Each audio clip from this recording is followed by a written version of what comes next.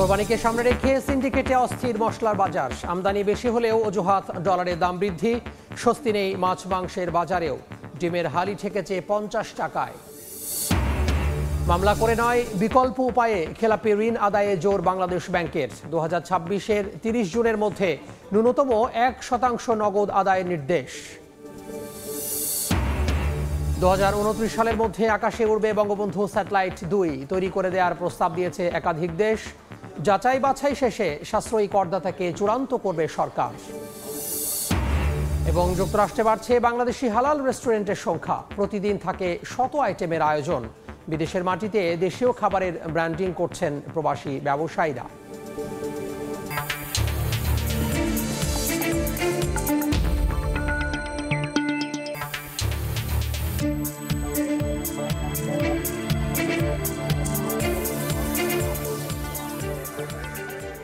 দেখছিলেন শিরোনাম। আমন্ত্রণ জানাচ্ছি দেশ ও দেশের বাইরের অর্থ বাণিজ্যের নানা খবর নিয়ে আমাদের নিয়মিত আয়োজন এ সময়ের বাণিজ্যে। আর আপনাদের সঙ্গে আছি আমি তোহা খান তামিম। টাকার বিপরীতে ডলারের দর বেড়ে যাওয়ার পাশাপাশি নানা অজুহাতে কোরবানির আগেই অস্থির হয়ে উঠেছে মশলার বাজার। গত এক সপ্তাহে জিরা, এলাচ ও লবঙ্গের মতো মশলার দাম প্রতি কেজিতে 50 টাকা করে বাড়িয়ে দেওয়া হয়েছে। অথচ এসব মশলা আমদানি হয়েছে 3 থেকে 4 মাস আগেই। আর চাহিদার বিপরীতে অতিরিক্ত আমদানি হওয়ায় এই মুহূর্তে বাজারে মশলার কোনো সংকট নেই বলে দাবি কাস্টমসের। সাখাওয়াত চিপুর ক্যামেরায় বিস্তারিত কমলদের রিপোর্টে। ভারত থেকে আমদানি কম হওয়ার অজুহাতে গত 2 মাস ধরেই দেশের বাজারে এলাচের দাম লাগামহীন। 2000 টাকা কেজি এলাচের দাম ঠেকেছে 4000 টাকায়। এবার শুধু এলাচ নয়, অজুহাতের উপর ভর করে জিরা, লবঙ্গ, দারুচিনি, গোলমরিচ এবং জয়ত্রীর দাম ইচ্ছে মতো বাড়িয়েছেন পাইকারি বিক্রেতারা। বিশেষ করে পবিত্র ঈদুল আজহার দিন যতই ঘনিয়ে আসছে ততই অস্থির হয়ে উঠছে গরম মশলার বাজার। জিরার বাজারে আর 10 টাকা 12 টাকা বাড়ছে, গোলমরিচ 5-10 টাকা বাড়ছে। যেহেতু ডলারটা বাড়ছে সেহেতু এখানে হচ্ছে কি মানে প্রত্যেকটা মশলার দামই এফেক্ট হয়েছে। চট্টগ্রাম কাস্টম হাউসের সবশেষ তথ্য অনুযায়ী চলতি বছরের প্রথম 5 মাসে চট্টগ্রাম বন্দর দিয়ে 24,267 মেট্রিক টন এলাচ, 41,346 মেট্রিক টন জিরা, 32,170 মেট্রিক টন লবঙ্গ এবং 29,446 মেট্রিক টন গোলমরিচ আমদানি হয়েছে। কাস্টমস চেষ্টা করে যাচ্ছে দ্রুততম সময়ের মধ্যে খালাস করে এটা যাতে গ্রাহকের কাছে সময় মতো পৌঁছে যায়। ভারত থেকে জিরা ও এলাচ ইন্দোনেশিয়া, চীন, ভিয়েতনাম, গুয়েতেমালা থেকে লবঙ্গ, দারুচিনি আমদানি করা হয়। এতদিন এসব দেশে উৎপাদন কম হওয়ার অজুহাত দেখালো এখন তার সাথে নতুন করে যুক্ত হয়েছে টাকার বিপরীতে ডলারের দর বেড়ে যাওয়া। জিরা আর এলাচ ইন্ডিয়ার উপর নির্ভর করে। ইন্ডিয়া কিন্তু খুব ক্রাইসিস, এখন 60% ক্রপ ড্যামেজ হয়ে গেছে। সবাই তো চাই মালটা বেচে বের হয়ে যেতে, মান রেখে তো কোনো লাভ নেই। তো ডলার বাড়াতে আসলে জিনিসের দাম বেড়ে যাচ্ছে এবং এফেক্ট পড়ছে কনজিউমারের উপরে। গত 8 মে প্রতি ডলারের দাম 117 টাকা নির্ধারণ করে দিয়েছে বাংলাদেশ ব্যাংক। আগে প্রতি ডলারের মূল্য ছিল 110 টাকা। এতদিন পর্যন্ত কারসাজি করে বাড়ানো হয়েছিল সব ধরনের মশলার দাম। এবার তারা কারসাজি নয়, যৌক্তিক কারণ দেখাচ্ছে ডলারের দাম বৃদ্ধি, আর এর ফলে বাড়ছে সব ধরনের মশলার দাম। চট্টগ্রামের খাতুনগঞ্জ থেকে কমল দে, সময় সংবাদ। এদিকে দামের উত্তাপ রাজধানীর ডিমের বাজারেও। হালিতে ঠেকেছে 50 টাকা। স্বস্তি নেই মুরগি ও মাংসের বাজারেও। চড়া দরে বিক্রি হচ্ছে সব ধরনের মাছ। বাজার পরিস্থিতি জানতে রাজধানীর কারওয়ান বাজারে আছেন রিপোর্টার সাইফুল ইসলাম ও খুলনার মিস্ত্রিপাড়া বাজারে আছেন আব্দুল্লাহ আল মামুন রুবেল। আমরা সরাসরি প্রথমে যাব রাজধানীতে সাইফুলের কাছে। সাইফুল, ডিমের বাজার গত বছর আগস্টের কথা বলি, ঠিক এই বছর 1 বছরের ব্যবধানে কিন্তু একই রকম পরিস্থিতি আমরা দেখতে পাচ্ছি। কারণ হচ্ছে যে এখন পর্যন্ত গত 1 সপ্তাহের ব্যবধানে ডজনে প্রায় 25 থেকে 30 টাকা দাম বেড়েছে। আমরা যদি একটু ডিমের বাজার পরিস্থিতি একটু দেখাই, যে এখানে আমরা বিপুল পরিমাণে লাল ডিম দেখতে পাচ্ছি, যেটা কিন্তু 1 সপ্তাহের ব্যবধানে প্রায় পার পিস ডিমে 2.5 টাকা করে দাম বেড়েছে। অন্যদিক থেকে বলা যায় 10 টাকা ছিল, যেটি 40 টাকা হালি ছিল, এখন সেটি বিক্রি হচ্ছে প্রায় 50 টাকা, যেটি ডজন গিয়ে ঠেকেছে 150 টাকা। ঠিক মুরগির ডিমে না, আমরা যে হাঁসের ডিমের কথা বলি সেটিও কিন্তু 180 টাকা করে বিক্রি হচ্ছে। পাশাপাশি কোয়েল পাখি থেকে শুরু করে যে ব্রয়লারের ডিম সাদাটা, সেটিরও একটু উচ্চ মূল্যে বিক্রি হচ্ছে। কেননা এখানকার যে খুচরা ব্যবসায়ীরা তারা বলছেন যে ডিমের বাজার পরিস্থিতি যে ডিমের বাজার যে পরিস্থিতি সেটি কিন্তু বরাবর মতোই কিন্তু চড়া দরে বিক্রি হচ্ছে, কেননা একটা অজুহাত রয়েছে ব্যবসায়ীদের যে গরমে ডিম পচে যাচ্ছে, নষ্ট হয়ে যাচ্ছে, যার জন্য অনেকেই কোল্ড স্টোর রাখতে পারছেন না। ঠিক সাপ্লাই স্বাভাবিক করতে বাজার যখন সরবরাহ বাড়ায় তখন কিন্তু ডিম নষ্ট হচ্ছে, এরকম আমরা কিন্তু মন্তব্য শুনতে পেয়েছি। অন্যদিক থেকে আমরা যদি একটু মুরগির বাজার পরিস্থিতি বলিনি, কেন হচ্ছে যে এই যে দেশি মুরগি সেটি বিক্রি হচ্ছে কিন্তু রাজধানীর বাজারে 700 টাকা। অন্যদিক থেকে আমরা যদি ব্রয়লারের কথা বলি, এই যে গরমে মুরগি মরে যাওয়ার যে অজুহাত সেটিতে কিন্তু প্রায় 220 থেকে 230 টাকা কিন্তু রাজধানীর বেশ কয়েকটি বাজারে বিক্রি হচ্ছে। তবে এই ক্ষেত্রে বলা যায় যে এই যে ডিমের বা মুরগির বা মাংসের যে বাজার নিয়ন্ত্রণে সেটা কিন্তু আমরা পুরোপুরি দেখছি যে তদারকি প্রতিষ্ঠানগুলি কিন্তু নীরব ভূমিকা পালন করছে। তো এই যে বাজার পরিস্থিতি সেটি সম্পর্কে আরও জানতে খুলনায় আছে আমাদের সহকর্মী রুবেল, যাচ্ছি তার কাছে। খুলনায় কিন্তু নিত্যপণ্যের বাজার ঊর্ধ্বমুখী। গত এক সপ্তাহের ব্যবধানে সবজি সহ নিত্যপণ্যের বিভিন্ন তরি তরকারি সহ অন্যান্য যে সমস্ত প্রয়োজনীয় পণ্য রয়েছে সব পণ্যের দামই কিন্তু বেড়েছে কেজি প্রতি 10 টাকা থেকে 50 টাকা পর্যন্ত। বিশেষ করে যে সমস্ত পণ্যের আসলে প্রতিদিনই প্রয়োজন, যেমন পেঁয়াজ, কাঁচা মরিচ সহ অন্যান্য তরকারি, সব কিছুর আসলে দাম বেড়েছে। একটু যদি আমি আলাদা করে বলতে চাই, এর মধ্যে পটল যেটি 40 টাকা থেকে এক সপ্তাহে আগে 40 টাকা বিক্রি হতো সেটি 50 টাকা বিক্রি হচ্ছে, আলু 50 টাকা থেকে বেড়ে 60 টাকা বিক্রি হচ্ছে, পেঁয়াজ বিক্রি হচ্ছে 70 টাকা বেড়ে 75 টাকা পর্যন্ত। সব থেকে বেশি বেড়েছে কাঁচামরিচের দাম। কাঁচামরিচ গত এক সপ্তাহ আগে যেটি 100 টাকা বিক্রি হতো সেটি কিন্তু 150 টাকা বিক্রি হচ্ছে। এছাড়া ডিমের দাম বেড়েছে, মুরগির দাম বেড়েছে, মাছের দামও বেড়েছে। আমরা এখানকার বিক্রেতাদের সাথে কথা বলেছি, তারা আসলে বলছেন যে গত কয়েকদিন আগে যে তীব্র গরম গিয়েছে, এই গরমে কিন্তু ফসলের যে ক্ষতি হয়েছে, ফসল উৎপাদন কম হয়েছে, ফসল চাষিরা মাঠ থেকে কাটতে পারেননি। এই কারণে আসলে সরবরাহ কম, বাজারে এই সরবরাহ কম থাকার কারণে কিন্তু নিত্যপণ্যের দাম বেড়েছে। অন্যদিকে ক্রেতারা কিন্তু এই দাম বৃদ্ধিতে বেশ ক্ষুব্ধ। তারা বলছেন যে দাম আসলে বেড়েই চলছে, এমনকি রমজান মাসে যে দাম ছিল সেই দামের থেকেও কিন্তু বেশি দামে বিক্রি হচ্ছে। আপনারা ছবিতে যে উচ্ছে দেখতে পাচ্ছেন, এই উচ্ছেও কিন্তু দাম বিক্রি হয়েছে 40 টাকা থেকে বেড়ে 60 টাকা পর্যন্ত। এছাড়া মুরগির দাম যদি আমি বলি, বিভিন্ন ধরনের যে মুরগি রয়েছে সেই মুরগির দামও কিন্তু আসলে বেড়েছে। এর মধ্যে ব্রয়লার মুরগি যেটি গত এক সপ্তাহ আগে 180 টাকা বিক্রি হতো সেটি কিন্তু কেজি প্রতি 30 টাকা বেড়ে 210 টাকা পর্যন্ত বিক্রি হচ্ছে। এছাড়া সোনালী কক মুরগি যেগুলো রয়েছে সেগুলোর দাম বেড়েছে। ডিমের দাম কিন্তু যেটি হালি ছিল এক সপ্তাহ আগে 40 টাকা, সেটি কিন্তু আজকে আমরা 50 টাকা পর্যন্ত হালি বিক্রি হতে দেখেছি। সবকিছু মিলিয়ে খুলনায় নিত্যপণ্যের বাজার একেবারেই ঊর্ধ্বমুখী এবং ক্রেতারা বলছেন এই বাজার নিয়ন্ত্রণ করা খুবই জরুরি। তো আমার কাছে এই ছিল খুলনা থেকে নিত্যপণ্যের বাজার নিয়ে সবশেষ। বাজার পরিস্থিতির খবর জানছিলাম সহকর্মীদের কাছ থেকে। খুলনা থেকে যুক্ত হয়েছিলেন আব্দুল আল মামুন রুবেল এবং তারও আগে রাজধানীর কারওয়ান বাজার থেকে সাইফুল ইসলাম। কোনো প্রসঙ্গ, মামলা করে নয়, বিকল্প উপায়ে খেলাপি ঋণ আদায়ে ব্যাংকগুলোকে নির্দেশ দিয়েছে বাংলাদেশ ব্যাংক।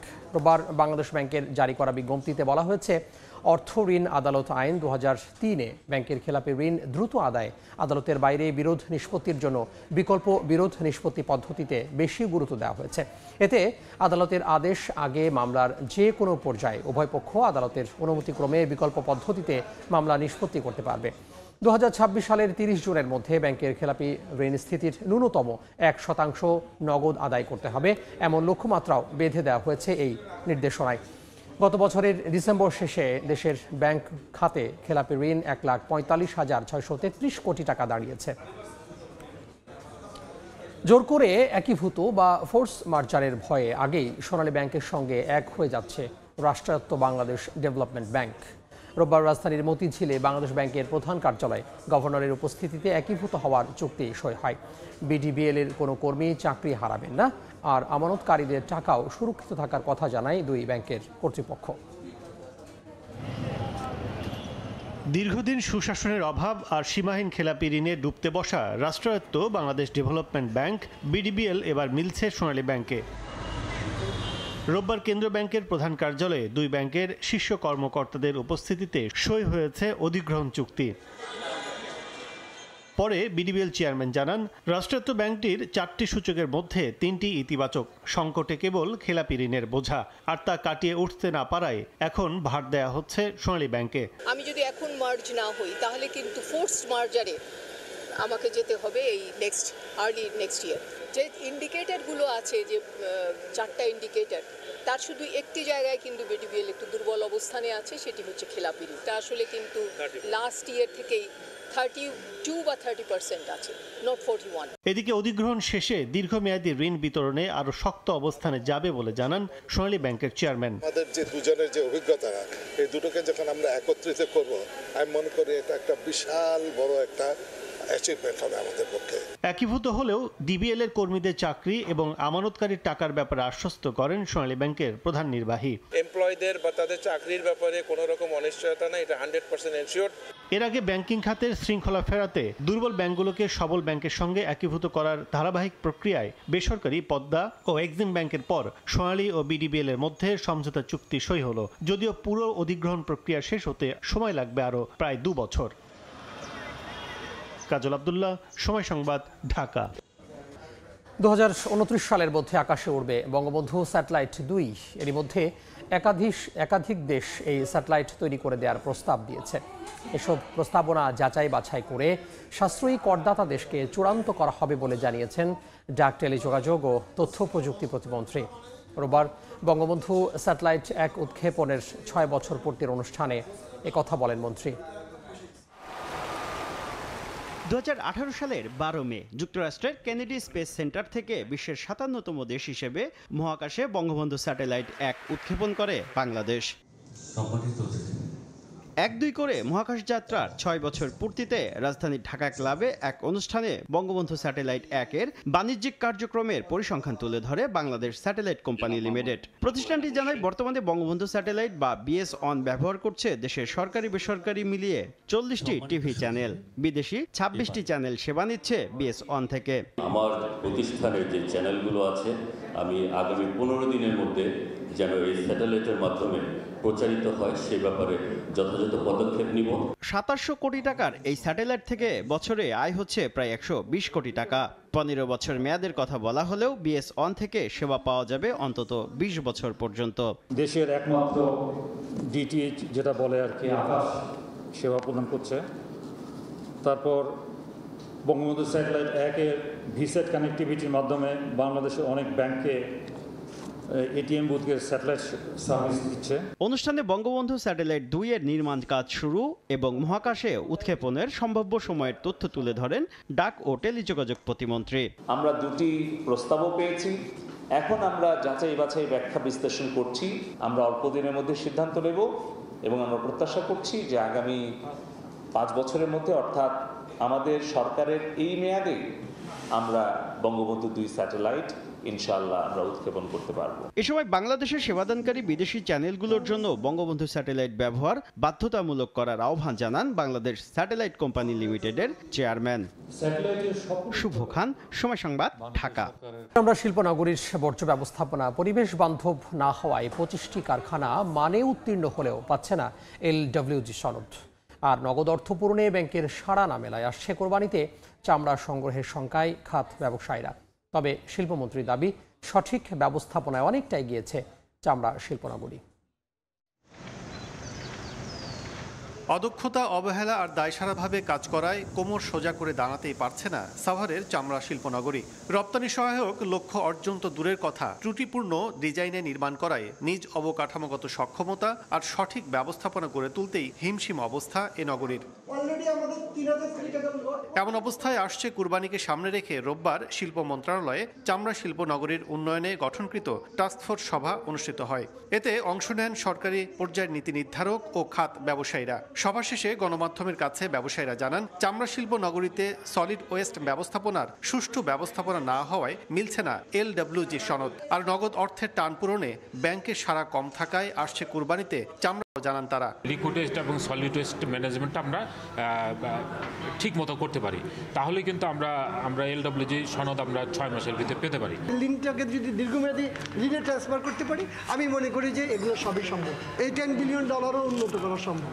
এদিকে শিল্পমন্ত্রী শিল্পনগরী নিয়ে আশার বাণী শুনিয়ে জানান, জায়গা বরাদ্দের টাকা পূরণে চাপ দেয়া হয়নি ব্যবসায়ীদের। আগের তুলনায় অনেকটাই ভালো হয়েছে সলিড ওয়েস্ট ব্যবস্থাপনা। তাদের তো ব্যবসা চালাইতে হবে অর্থনৈতিক এই অবস্থার মধ্যে। যে শিল্প মন্ত্রণালয় তো আমরা সেই সহযোগিতা করি, যে শিল্পের সমৃদ্ধি এটাই আমাদের দরকার। ম্যানেজমেন্টে অবশ্যই এখন আগের অবস্থা তো নাই, অনেক ইমপ্রুভ করেছে, ইমপ্রুভ। দুর্বলতা আর নাই সেটাকে। এখানে আমার মনে হয় যে ইটস বরং রানিং বেটার দেন আগের থেকে অনেক ভালো। চামড়া শিল্পনগরীর কেন্দ্রীয় বর্জ্য শোধনাগার সিইটিপিতে দৈনিক গড়ে 25,000 ঘনমিটার তরল কঠিন বর্জ্য শোধনের কথা থাকলেও বাস্তবে সম্ভব হচ্ছে 15,000 ঘনমিটার বর্জ্য। আর পরিবেশ দূষণ অব্যাহত থাকায় এলডব্লিউজি সনদ পাচ্ছে না যোগ্য প্রতিষ্ঠানগুলো। কাজল আব্দুল্লাহ, সময় সংবাদ, ঢাকা। দেখছেন এ সময় বাণিজ্য। বিশ্ব মা দিবসে 11 জন মাকে গৌরবিনী মা সম্মাননা দিয়েছে ইউনিভার্সাল মেডিকেল কলেজ হাসপাতাল। রোববার রাজধানীর একটি কনভেনশন সেন্টারে 11 গর্ভধারী মায়ের হাতে সম্মাননা তুলে দেন মুক্তিযুদ্ধ বিষয়ক মন্ত্রী ক.ম. মোজাম্মেল হক। এ সময় উপস্থিত ছিলেন ঢাকা 10 আসনের সংসদ সদস্য চিত্রনায়ক ফেরদৌস আহমেদ, আরমা দত্ত সহ ইউনিভার্সাল মেডিকেল কলেজ হাসপাতালের ব্যবস্থাপনা পরিচালক ডক্টর আশিস কুমার চক্রবর্তী। মুক্তিযুদ্ধ বিষয়ক মন্ত্রী বলেন, মোবাইল আসক্তির কারণে বর্তমান প্রজন্মের মধ্যে মায়ের প্রতি ভালোবাসা ও শ্রদ্ধাবোধ কমে যাচ্ছে। মা ও দেশকে যেন সন্তানেরা ভালোবাসে, এ বিষয়ে সবার সচেতন হওয়া উচিত।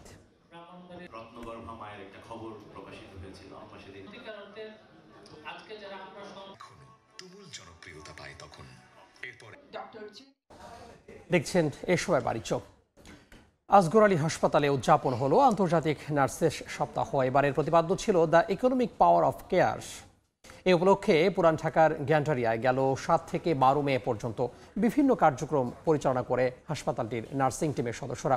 এর মধ্যে উদ্বোধনী অনুষ্ঠান, কুইজ প্রতিযোগিতা, নার্সিং মডেল ডিসপ্লে, নার্সদের জনস্বাস্থ্য সম্পর্কিত প্রশ্নোত্তর, র্যালি, আলোক প্রজ্বলন ও নার্সিং শপথ পাঠের আয়োজনও ছিল। অনুষ্ঠানে উপস্থিত ছিলেন হাসপাতালের consultant, doctor, senior management, nurse এবং কর্মকর্তা কর্মচারীরা।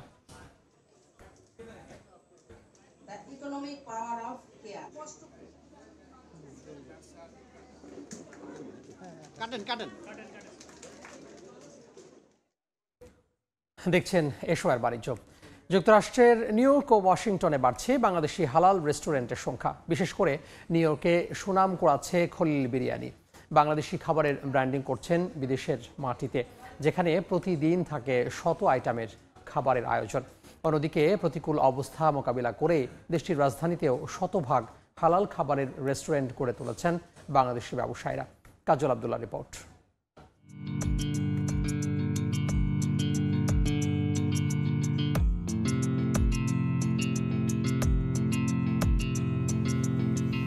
নিউ ইয়র্কের ব্রোঞ্জ স্টার্লিং এলাকায় জনপ্রিয়তায় অন্যতম বাংলাদেশি রেস্টুরেন্ট খলিল বিরিয়ানি। সকাল থেকে গভীর রাত সারাক্ষণই মুখর বাংলাদেশি মালিকানার এই রেস্টুরেন্টটি। মুখরোচক খাবার থেকে চাইনিজ সবই মেলে এখানে। তবে বিদেশের মাটিতে প্রবাসীদের মন জয় করেছে দেশীয় বিরিয়ানি। 2 বার গেছি অবশ্য জামাইকাতে, ভালোই। দেশি রেস্টুরেন্ট, দেশি আমেজ, দেশি খাবারের স্বাদ সবকিছু ভালো লাগছে। প্রতিদিন শত আইটেমের বাহারি স্বাদের খাবার পরিবেশন করে প্রতিষ্ঠানটি। স্বাদে ও মানে অনন্য বলছেন ভোজন রসিকরা। নিউ ইয়র্ক না, নিউ ইয়র্কের বাইরে মানুষ এখানে খাওয়া দাওয়া, বিশেষ করে নিউ জার্সি, পেটারসন, তারপর কানেকটিকা, তারপর ওই যে আমরা আপস্টেট থেকে লোক আসছে। এখানে যত বড় বড় পার্টি হয় সেই তুলনায় এবং খলিল বিরিয়ানির যে নাম ডাক সেই তুলনায় স্পেসটা হয় না। শেফ থেকে আজকের উদ্যোক্তা খলিলুর রহমানের প্রায় 16 বছরের অভিজ্ঞতা। সেবার মাধ্যমে প্রবাসীদের মন জয় করে জ্যাকসন হাইটস ও জ্যামাইকাতে শাখা দিয়ে ভোজনশালার পরিসর বৃদ্ধি করেছেন তিনি, যেখানে কাজ করছেন শতাধিক বাংলাদেশি। আগামীতে বাংলাদেশি খাবারের পরিচিতি আরও বৃদ্ধির পরিকল্পনা রয়েছে তার। আমাদের দেশীয় খাবারটাকে আমি প্রমোট করার জন্য আমার রেস্টুরেন্টে আমি আমার দেশের খাবার দিয়ে চালাচ্ছি। তো এর ভালো ফলও পেয়েছি। কাস্টমারদের আলাদা একটা ডিফারেন্ট স্বাদ দিতে পারছি এবং বিশেষ করে একমাত্র আমি নিউ ইয়র্ক সিটি এবং আমেরিকার স্টেটে ফেডারেল গভর্নমেন্ট পর্যন্ত অথেন্টিক ফুড হিসেবে আমরা কিন্তু সার্টিফাইড। এদিকে দেশটির রাজধানী ওয়াশিংটন ডিসিতেও শতাধিক রেস্টুরেন্ট চালাচ্ছেন প্রবাসীরা। বিভিন্ন প্রতিবন্ধকতা আসলেও শতভাগ হালাল রেস্টুরেন্ট গড়ে তুলছেন প্রবাসীরা। কিছু পিৎজার দোকান আমার ওগুলো ব্র্যান্ডের ছিল, সবগুলোই ব্র্যান্ডের, কিন্তু ব্র্যান্ডের ভিতরে ওদের কোম্পানির রেস্ট্রিকশন ছিল আমার সুগার বিক্রি করতেই হবে মাস্ট।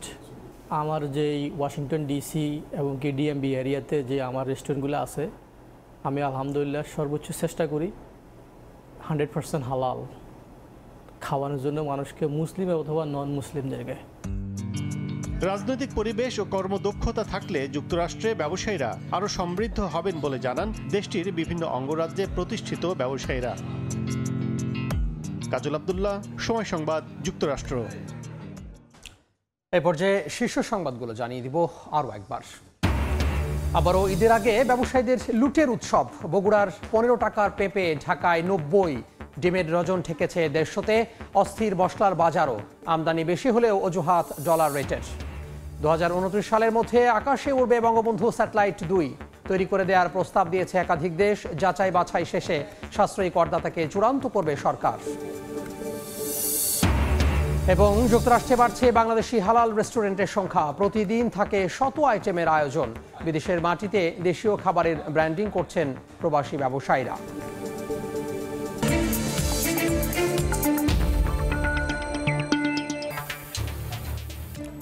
এই ছিল এ সময়ের বাণিজ্যে। সময় সংবাদ দিয়ে আমি তোহা খান তামিম ফিরছি কিছুক্ষণ পরেই। সঙ্গে থাকুন সময়ের।